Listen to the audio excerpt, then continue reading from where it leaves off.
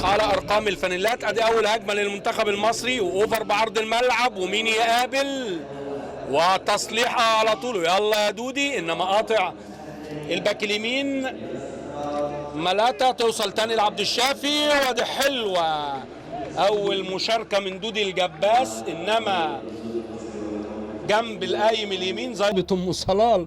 بقول انه ياما صال وجال. ادي لعبه عند دودي الجباس، بيحاول انما يطلع بره. يلا يا فتحي، يحط واحده حلوه، وادي دودي بتعدي، انما حلو لمنتخب مصر محمود كهربا، انما دودي الجباس وفاول. تصفيات، هو بيلعب في المجموعه ال 12، وادي دودي الجباس خد وهات. والحقيقه ادي محمود كهربا داخل كهربا، وبيسقطها حلوه جوه، بترجع مين بقى المنطقه دي؟ لازم حد. وادي لعبه احمد حسن حلوه، جول.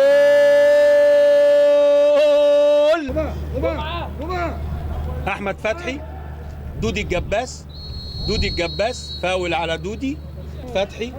احمد فتحي يحطها حلوه محمد زكي يلعبها بعرض الملعب، ودودي الجباس واحلى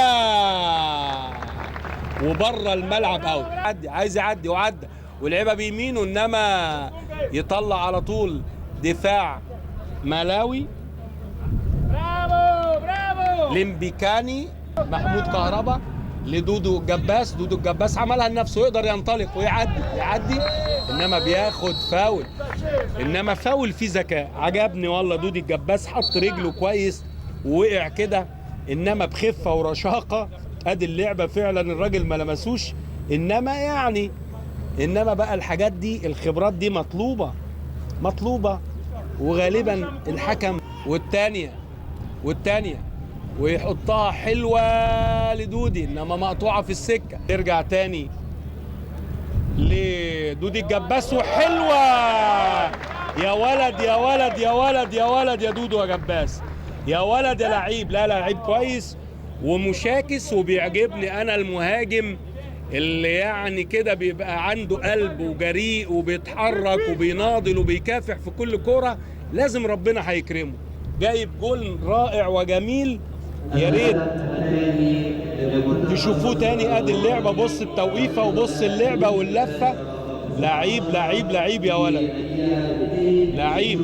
دودو الجباس اساسا لعب في بورسعيد في النادي المصري، وانتقل لليرس البلجيكي.